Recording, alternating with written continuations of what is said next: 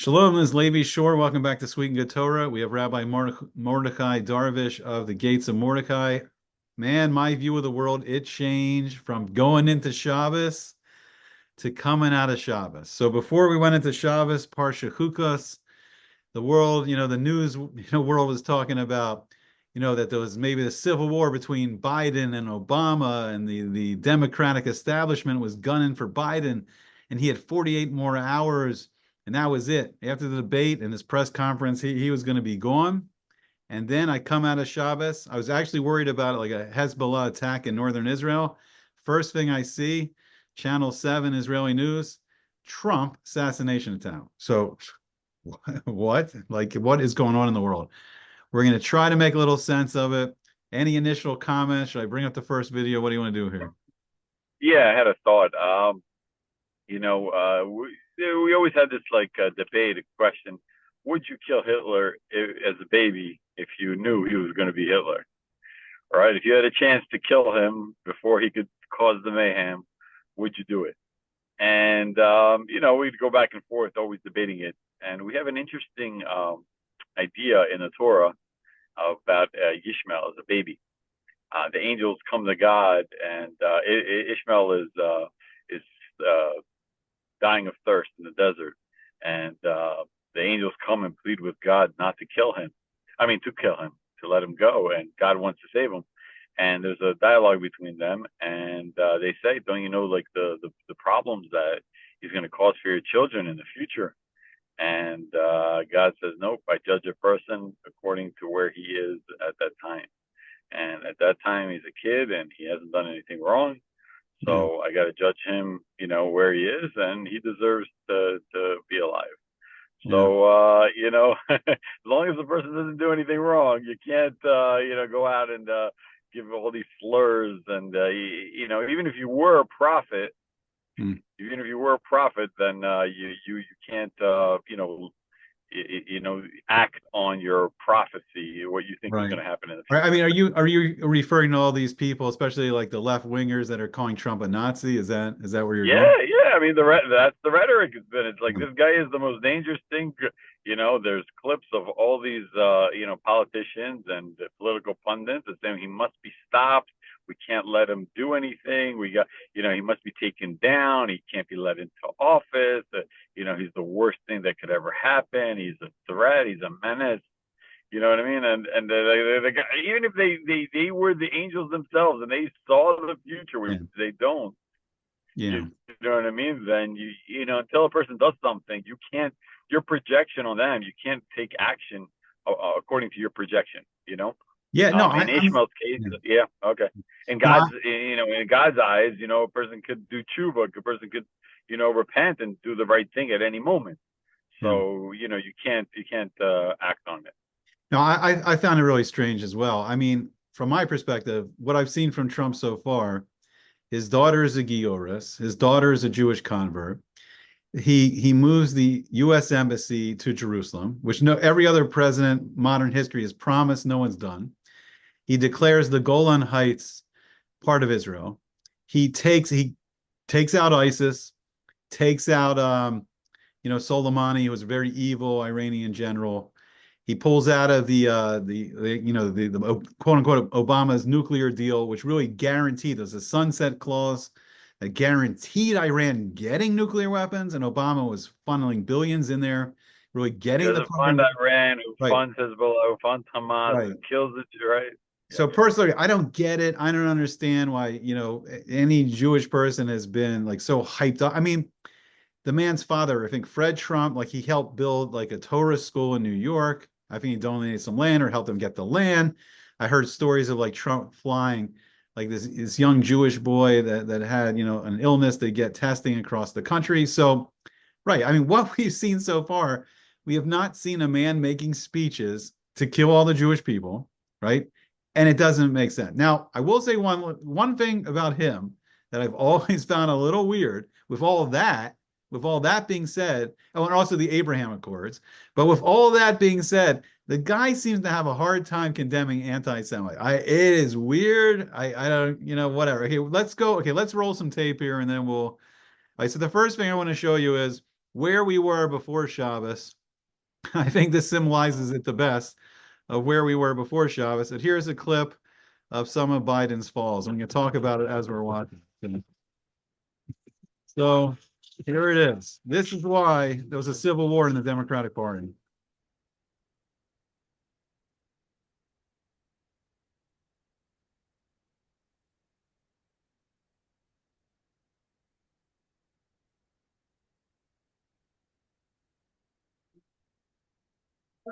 Yeah, that's we've been seeing this for years. The Democrats or the political Touchdown. elite and the 4 hours. media. That's a quick trip, but as you said, very impactful. They've been covering it up. They've been covering this up for years. This isn't new.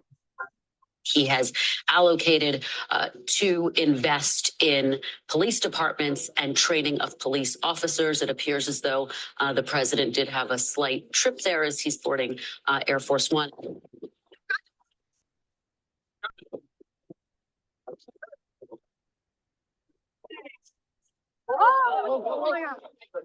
No matter what their cost, 2, 10, 12, 15, oops, stepping on them. It's black. Anyway. All right, so this is the leader of the free world. This is the president of the United States. Again, all this was covered up before the debate.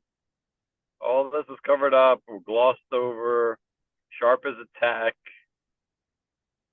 81 million people, 81 million votes, not a stolen election, 81 million votes for this man. Run again. So we'll let him get a little shout out here. He put the video together. Anyway, that's it for now. Follow me on Twitter at Don't Walk Run. All right, so we give him a little shout out. Okay, so that's the first thing. So that's where kind of life was at before Shabbos.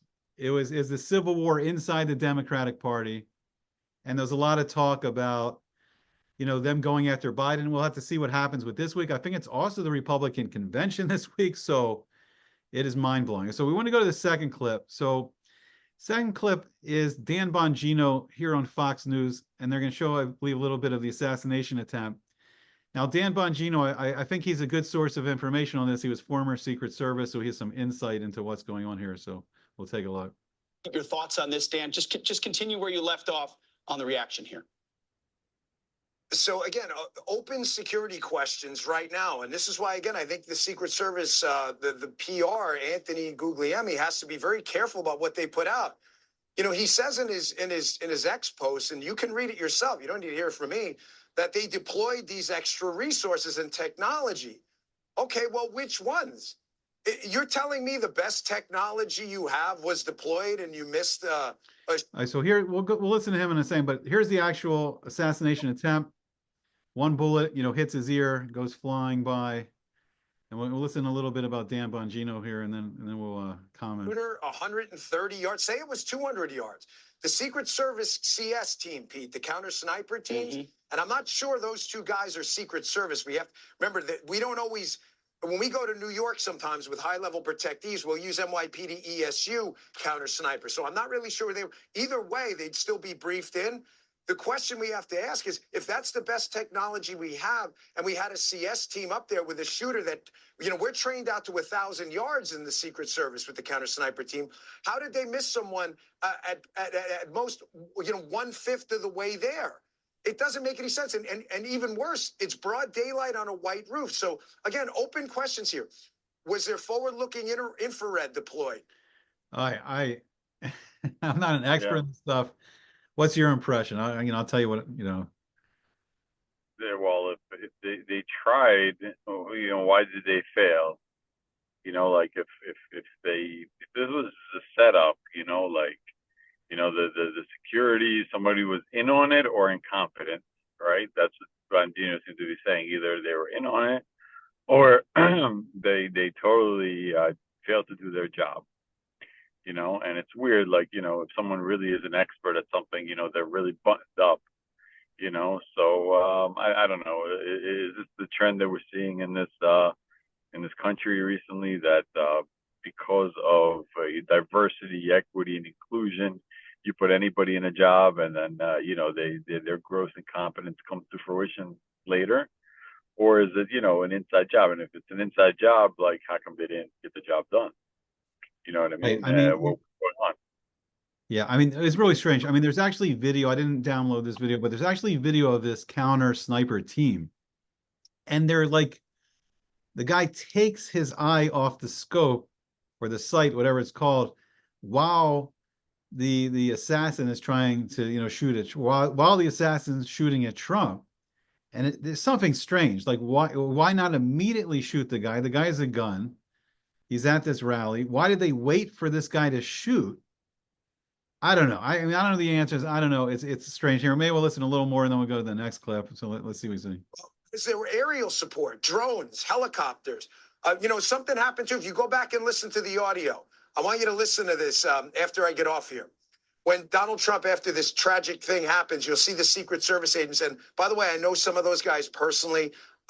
It takes a lot to run into bullets, divorcing the security failure. So at least they did that part, correctly, and they knew what they were doing after the security absolutely failed. But you're going to hear something if you listen closely.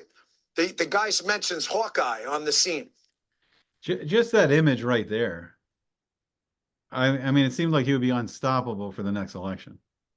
Just that image right there. It seems like he would win in a landslide now.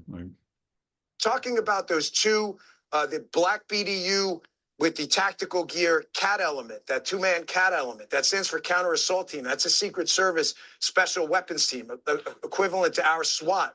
So they're there. They all deployed and did what had to be. Oh, that the bunting around the front of the stage is probably armor. Donald Trump knew to duck. I mean, most people would. He saved his own life. That's just a fact. The evacuation did not go right. I mean, the rule with the Secret Service is cover the protectee and evacuate.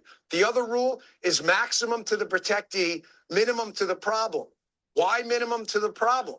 Because you don't know that's the only problem. It could be a distraction. There could be another person in the crowd. So if you don't jump on the protectee, you could be looking at multiple shooters. So at least that part, the guys there, stepped up there.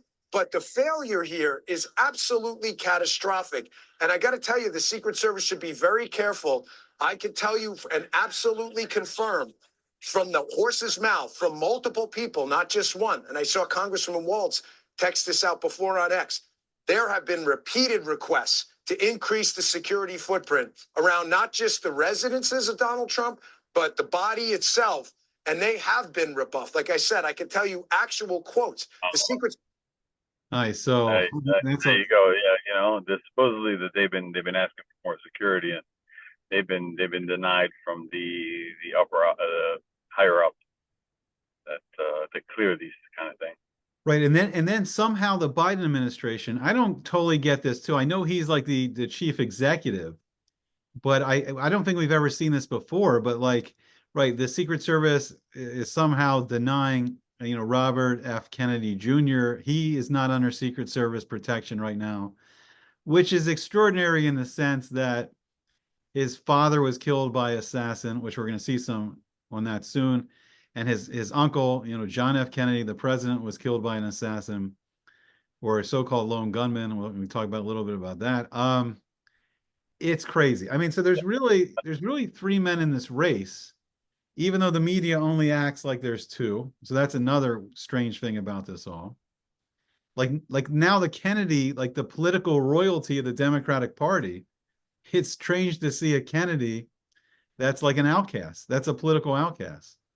It's bizarre. I mean, and whatever, like it's whoever they put in front of us, whoever they parade in front of us, like right. It's not like the most qualified person. It's like a person has a resume. They list the bullet points of that. All right, it's personalities, like we said before. It's which personality you like more, and for all who he might be more qualified than the other two, but his personality is kind of like a stiff. You know what I mean? So, you're not a fan. And he has that raspy voice. I mean, like you can only listen to it for like. Okay, well, you're gonna have to listen to the raspy before you're like, I can't hear this guy anymore. Okay, well, you're gonna have to listen a little more because that's our next clip. Okay, so we're gonna bring up we're gonna bring up RFK Jr. here talking to Tucker Carlson. and he's going to talk a little bit about what he thinks happened, the assassination of his father and his uncle. So let's listen here a little bit. You've said a number of times publicly, many times publicly, and I think it's now been confirmed that CIA had knowledge of, at best, had knowledge of your uncle's assassination. Knowledge.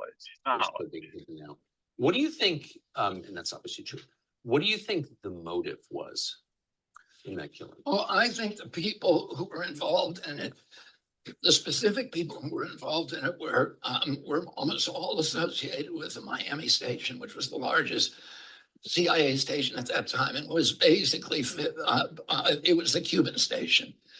And the people who were involved in that station were people like Bill Harvey and David Atlee Phillips, who was clearly involved in my uncle's assassination. He was, by all evidence, he was Lee Harvey Oswald's handler at the CIA. And then E. Howard Hunt, who made a confession, David Morales, who is the chief hitman. He ran the Operation Phoenix program in Vietnam. He killed 10,000 people, civilians over there, murdered them.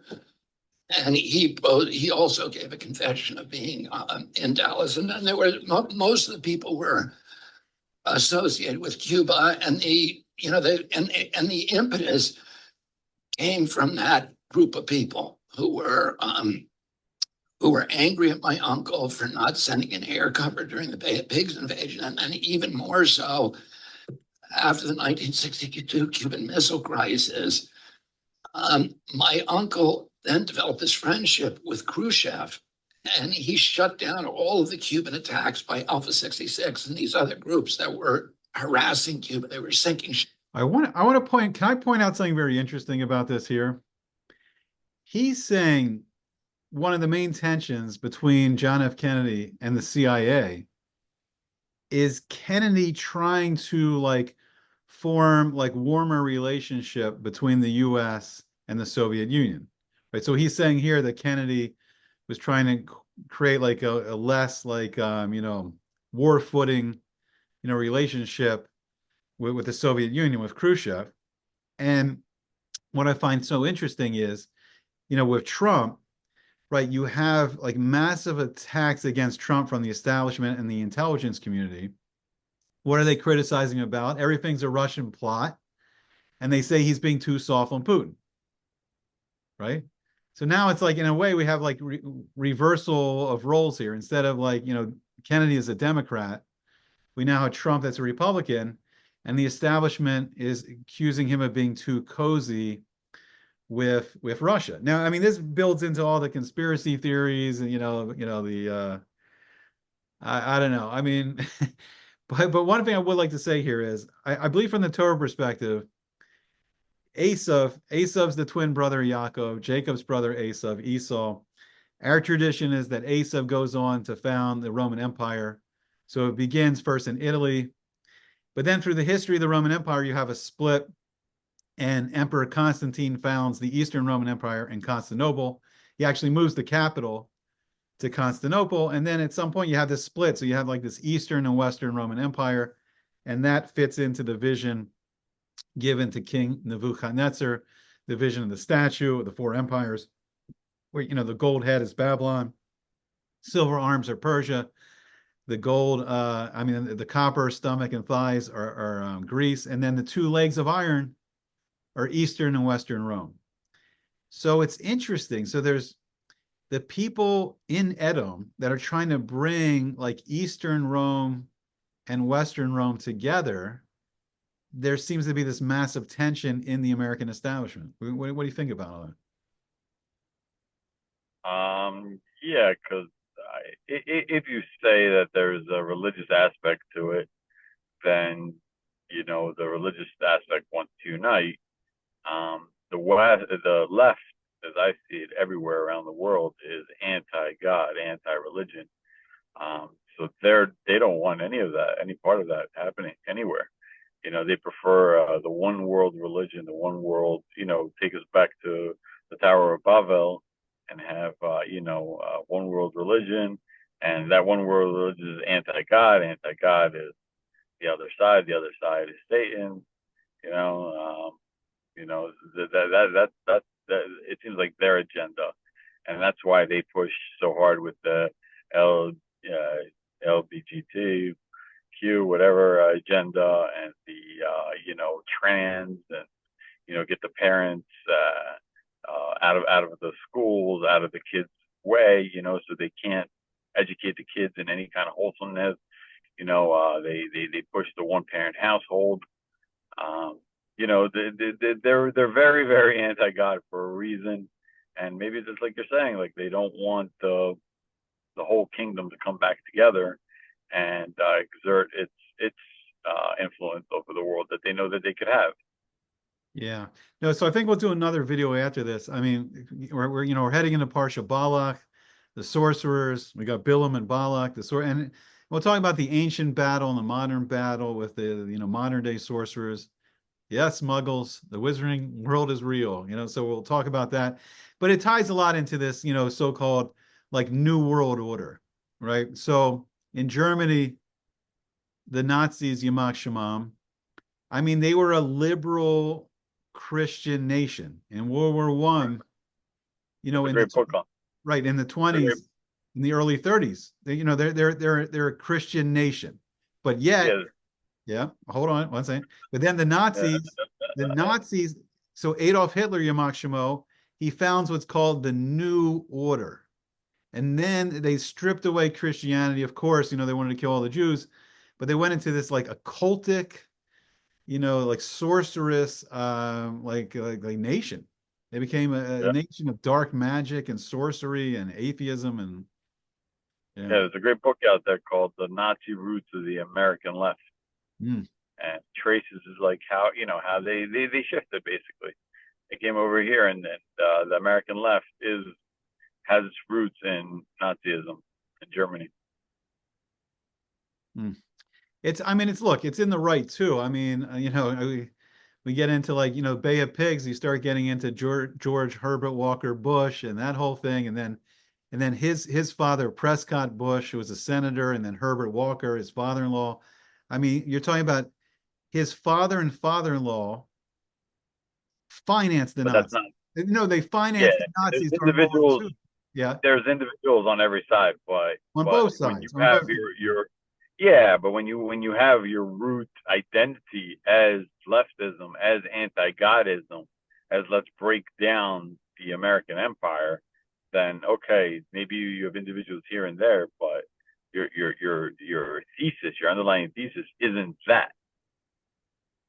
You know what I mean? Like, so yeah, you're gonna have agents on both sides. You know what I mean? It's like you have players on teams, they want to really secretly be on the other team, but that doesn't mean like the left is anything good. Yeah, and as we were saying before too, there could have been a major switch, like where before we may have had more like the anti-Semites, on the right, and now they switched to the left. I mean, look, it's like the Kabbalistic view of the right and left. It's really none of this. It's not the secular right or left. I really believe that the secular right and left, are all on the Kabbalistic left. They're all on the level of din. They're all on din. They're all attached to din in the. Well, yeah, but left is also in the Zohar. It says that the left is the other side. The other side is the side of Satan. So. No, but I'm not sure all the Republicans. They're not all like attached to Hashem and following the mitzvahs. I mean, I agree. Again, it's the root thesis. It's like you're going to have bad apples wherever on every country. You're going to have bad people, and every kind of group of people. You're going to have a group of people. No one's 100% one thing or the other. Yeah. But as a thesis, it's like you're underlying, like, this is my worldview. This is what I believe. We believe in oppressor and oppressed. So we always side with the oppressed, even if it looks like it's wrong. Even if it looks like, Hamas comes in and destroys and murders and rapes and does everything. But they're traditionally the oppressed. So they must be right. They must have had a reason for doing it. Like, yeah, really? No, it's their underlying world thesis and their world view that's corrupt. Yeah, there's good people on both sides. There's bad people on both sides. That's what Trump tried to say with the Charlottesville kind of thing. You know what I mean? But like, people take things out of context and they want to polarize and say, oh, either this or it's either that, and then you're gonna have other people coming out and pointing out the contradictions, with the individuals. But for every law, there's a rule that goes, there's an individual case, or a bunch of cases that go against that rule. Yeah. You're just gonna have that. No, look, it's true. Let's bring up the next clip here. So, I mean, I think what you're talking about is very interesting. I think that's a deep video in itself. Like we'd have to really focus on that. The political left, the political right, the Kabbalistic left and right, how do they all tie into each other? Do they tie in I mean, it's an interesting, it's a deep discussion. All right, so this is something that I've always found very interesting that, right, RFK Jr. is, he's running for president. He's being really downplayed by the media. I don't think he's polling right now, if the polls are accurate, above 20%. So he's not in a major The position. popularity contest. He's not popular. Nobody knows about him. Main Yes. Street doesn't know about him. Right, because they've really kept him, even though he's famous father, famous uncle, they've really kept him. He's famous. He's famous to people who know politics. He's not famous to, Okay. just like Joe Biden's not famous to anybody outside the world of politics. Maybe. You know what I mean? Yeah. Trump was a culture icon even Right. before he got into politics. But nobody knows Biden. If it wasn't for the American media, the left, controlling and pumping his name out there, nobody in America would, the kids, the people under a certain age bracket know even who he is. You know what I mean? And everybody would have sided with Trump a long time ago. Because Trump's in the raps, he's on TV. It's like everybody knows who he is. Same thing with Kennedy. Like nobody outside the world of politics knows who he is. Okay. All right, let me bring up this clip here, and then we'll get back to that. All right, so this is something I don't think is talked about a lot, and I think it's something very interesting. It's something I would like to look more into at some time. But Robert Kennedy was assassinated, and he was in the midst of, I believe he just locked up the Democratic nomination for president, or he's about to get it. He was killed in 1968. It's the same year that Martin Luther King Jr. was killed in 1968. And he was killed by a Palestinian terrorist. And it's such a strange thing. I mean, the Lee Harvey Oswald, lone shooter story with Lee Harvey Oswald, I mean, he's tied into Marxism and communism. And there's the whole thing with, like we heard a little bit about with Cuba and the Bay of Pigs and fighting against the Soviet Union. And there's more of a connection there. But this has always been so strange. What is a Palestinian terrorist doing in America, assassinating probably the next president of the United States? And no one talks about this. No one finds this interesting. I mean, it's amazing. Like this is like never talked about. It was Senator Robert F. Kennedy's victory speech following the California primary. And I'm going to Chicago and let's win there. The speech would be his last. Oh, good play. As the senator and his entourage made their exit through the pantry at the Ambassador Hotel, shots rang out. Sirhan Bashara Sirhan, 24-year-old Palestinian, would be convicted and eventually sentenced to life for Robert Kennedy's murder. But was Sirhan the lone gunman? He was not a lone gunman. He was not the only shooter in the pantry. That bold assertion is not new. But now, 44 years after the murder, defense attorney William Pepper has filed for a new trial. He says he has hard evidence that will exonerate his client. There is a tape recording that has been scientifically analyzed, and it indicates that 13 shots were fired. According to Pepper, that's 5 more than the 8 shots that could have been fired from Sirhan's .22 caliber revolver, a weapon that only held 8 bullets. The tape was inadvertently made by freelance reporter Stanislaw Brzezinski, who was captured on film by ABC News. But it wasn't until new technology came along in 2004 that Pepper says 13 shots can be heard. He claims Sirhan was in front of the senator and could not have fired the 3 bullets that hit Kennedy from behind. What do you remember about the shooting? I was there, but I don't remember the exact moment. I don't remember pulling my gun. The reason? Pepper says Sirhan was programmed through hypnosis by so-called conspirators to fire the gun as a diversion for the real gunman, who is still at large. We have information with respect to who the second shooter was, but it has to be clear he's only a mechanic and he's operating on. All right, so we're down under 10 here. I don't know. Sirhan is a very interesting story. So I guess he's just a patsy. And That's what I'm asking. I don't remember if it was the 3 bullets that I shot or the he shot. Like, did you shoot? You shot? You got caught? Like, what's going on? Like, come so he on, just man. shot him a little bit. It was the other 2 CIA guys that shot Yeah, him. it was the other guy, and I was under hypnosis, and they put me up to it, and yeah, come on, like, what? But you got to admit, Why do you think they said Palestinian? Why do you think they brought that in? Right. So this is something honestly that I have to look into more. I mean, I find the whole thing fascinating. So 68, so let's see. So you're talking 1 year after the War of 67. You're talking 1 year after the 6-Day War. So you're talking about Israel's miraculous defeat of, all those Arab nations. The Palestinian terrorists, the PLO, they fought with the other Arab nations. I mean, they fought in the 48 War of the Muslim Brotherhood. That's how it started. Yasser Arafat came up, Yamak Shamo came up with the Muslim Brotherhood in Egypt. He was Egyptian. So the whole Palestinian PLO terrorists, the whole idea of the Palestine, it didn't even start until 1964.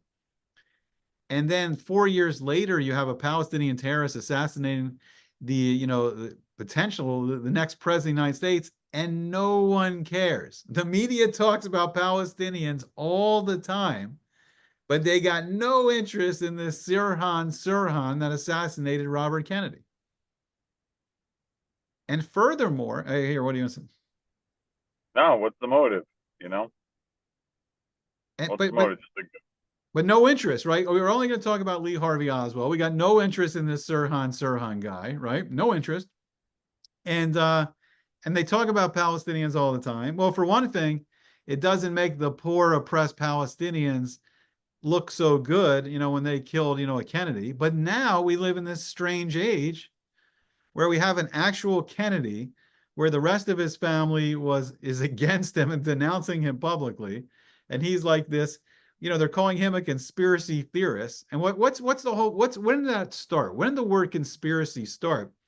The whole idea of a conspiracy theorist is someone that had a theory that John F. Kennedy wasn't killed by just one gunman, because the Zapruder film showed clearly that there was a bullet coming from the front of Kennedy, right in his head. His head goes to the back and to the left.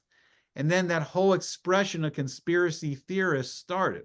Oh, you're just a conspiracy. Right. You have a conspiracy theory that it wasn't just Lee Harvey Oswald, right? Yeah. It's all mind-boggling. And all this corruption and all this stuff has been percolating for so long. And it's nobody. You're not going to get the truth out anyway. What is the truth? What really happened over there? When you showed about, even Tucker saying, oh, they had some involvement. What is some involvement? They did it, they didn't do it. Did they set it up or they didn't set it up? Like, what is this?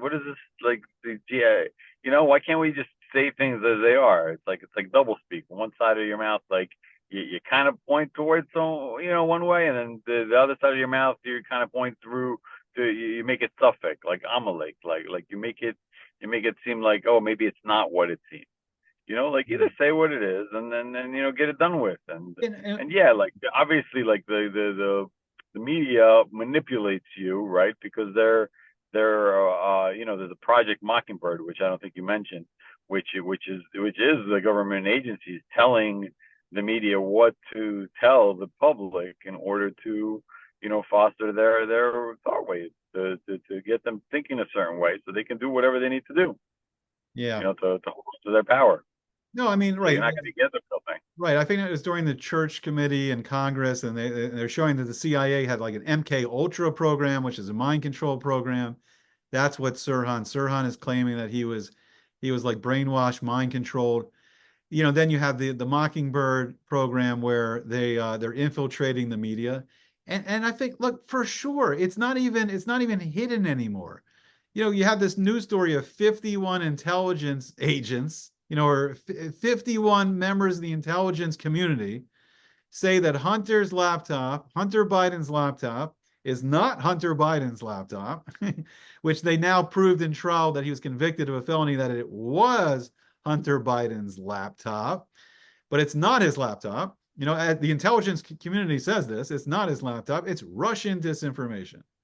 That's that. I mean, So you can't get more Project Mockingbird than that. You know, it's like, okay, so my antennas go up, and I'm like, wait a minute. Leading up to the 2020 election, they were so bright to hide the laptop, to make things.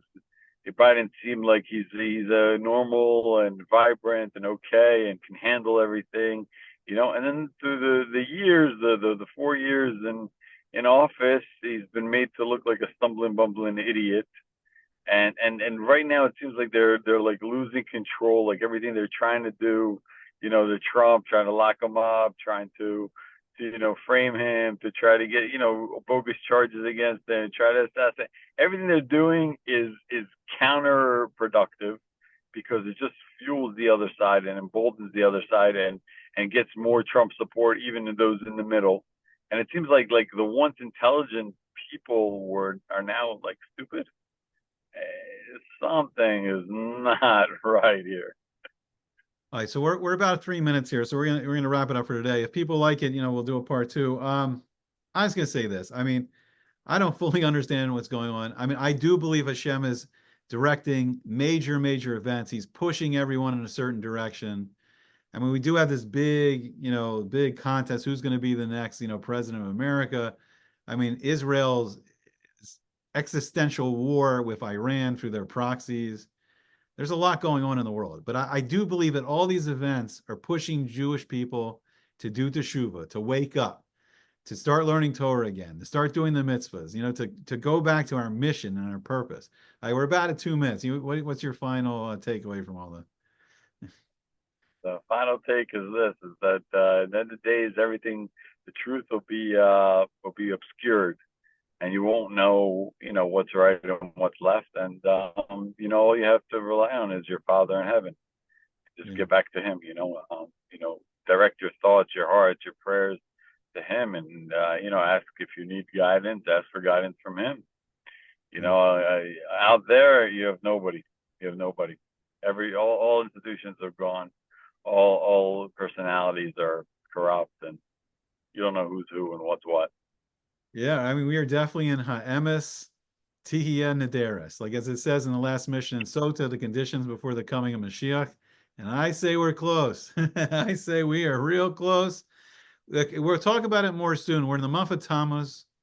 Hashem's name is backwards. This is a very tricky month. Like we have to really work hard to bring out the good and the bracha in this month. We're heading into the 3 weeks, heading into the 17th of Tammuz, heading into Tisha B'Av. So let's learn Torah. Let's do mitzvahs. Hold your breath. Hold your breath, buddy. Let's do tefillah. Let's pray. Let's bring the good down, because we really need it. All right. That's it. Any final words? Just remind everybody to subscribe, like, share, get us going out there. If you like our content, you want to support our work. All right. So we should have some comments on this one. Okay, we're gonna wrap it up for today. We'll see you guys soon on Sweet and Good Torah and the Gates of Mordecai.